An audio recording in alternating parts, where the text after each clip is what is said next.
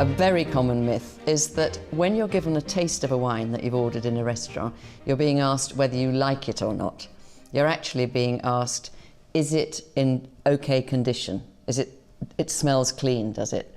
If it smells mouldy, then it probably is the product of a tainted cork and you're allowed to send it back. But if you don't like it, you're not allowed to send it back.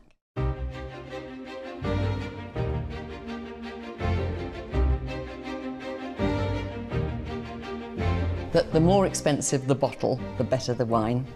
There's actually good value at all price points, and bad value too. This one, Chateau La Plège, Bordeaux Supérieur, it retails at about £10 in the UK, so that's certainly not breaking the bank. And this one is well over 4 times the price. It's a classed growth, it's a second growth, a deuxième cru in the 1855 classification. And it would retail at about £45 in the UK. It's Chateau Rosan Gassy it's a Margaux, again 2018. And it's actually much simpler and much drier than the cheaper wine. It's got quite a lot of tannin, quite marked acidity, and it's just a sort of embryonic little baby that hasn't really developed to its full potential at all. So if you were to walk into a store and think to yourself, I want to buy a really special bottle for tonight, so I'll spend a bit extra and I'll go for this classed growth, which is bound to be better than the basic Bordeaux Supérieur, you'd be wrong, because so many young red Bordeaux's on sale are nowhere near their potential, and what you're paying for is future development. You're not paying for current pleasure, and you'd be much better off going for the cheaper wine, which will deliver on the night, than this thing, that's something that is just designed to be aged. It's designed to be put in a cellar for 10 years or something like that. So do remember that. It's not always a good idea to go for the most expensive.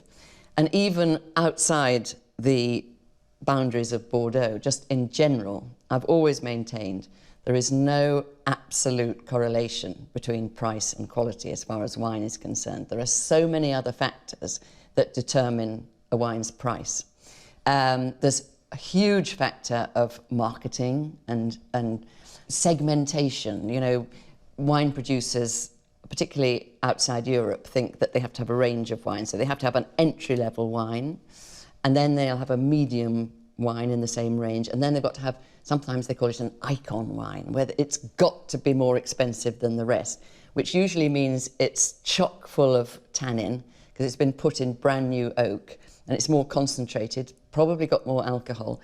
And again, it probably won't be ready nearly as early as the entry level and the medium wine. And I find constantly in my tasting, I tend to favour the medium one over the icon, because the icon, again, is all about future potential. And it's only if you hold on to it for a long time that you will be able to realise that potential. And sometimes, you know, they're just joking. They're just adding a naught to the price because they think they can.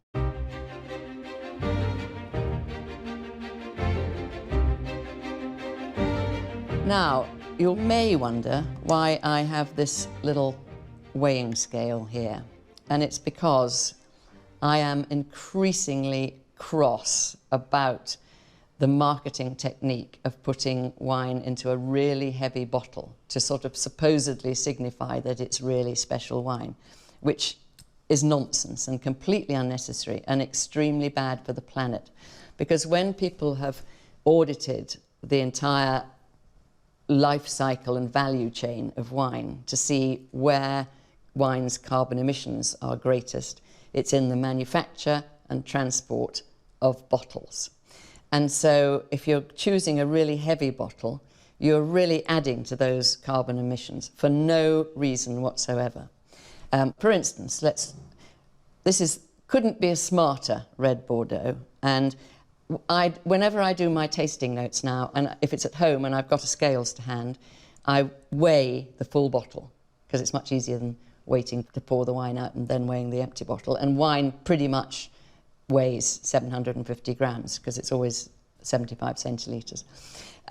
So I weigh the full bottle, and so this one, which is the smartest possible Bordeaux, is weighing 1359 grams, say. But I found this one on my tasting table, which is nothing like as grand. So it's trying to sort of make itself seem grander. And this one is 1580. So that's completely unnecessary to have all that extra weight. It's also got one of these, they call it a punt, the sort of indentation there. And I think, you know, marketing people think it's smart to have a really deep punt. You know, in the old days, you had a punt because you were laying bottles one after the other in a kind of great pile, and you'd put the bottleneck in the punt. But nowadays, that really doesn't matter. So down with heavy bottles, and in fact, I'm campaigning quite strongly against these heavy bottles.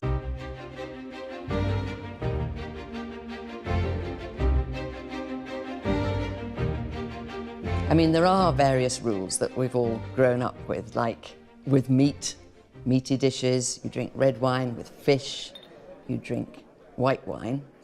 But rules are there to be broken, aren't they? And certainly with fish, I wouldn't limit anyone to white wine. I think there are lots of fish dishes that are really good with a fairly light red. Particularly Pinot Noir is lovely with salmon or tuna or something like that, you know, sort of fairly substantial fish. Maybe with the simplest dish of kind of poached white fish, which is rather neutral, it would be a bit weird to have a very tannic young red, because it would kind of overwhelm it. And often it's more a question of matching the weight of the dish to the weight of the wine than a colour coding, really. If you have a very tannic, chewy young red, and you want to make it taste less tannic and young, you want to sort of add years of maturation to it, serve it with a chewy food, which is often meat, but it could be maybe a kind of lentil bake or something like that. And that red would go with that sort of dish. But also you could have a very full-bodied white with a steak, you know, a really big California Chardonnay or a Condrieu from the Northern Rhone made from a really ripe Viognier grapes. So don't be too colour restricted. The only thing I would say about a particular colour of wine is that if in those circumstances that are so common, you are in quite a big party in a restaurant and everybody orders a different dish, then rosé is one of the most versatile wines. A fairly full-bodied dry rosé can go with a very wide range of foods. And incidentally, rosé wines get their colour by being made from red wine grapes that are left in contact with the must, with the sort of embryonic wine, for only a short time, which just tints it rather than deeply colours it, as in red wine making.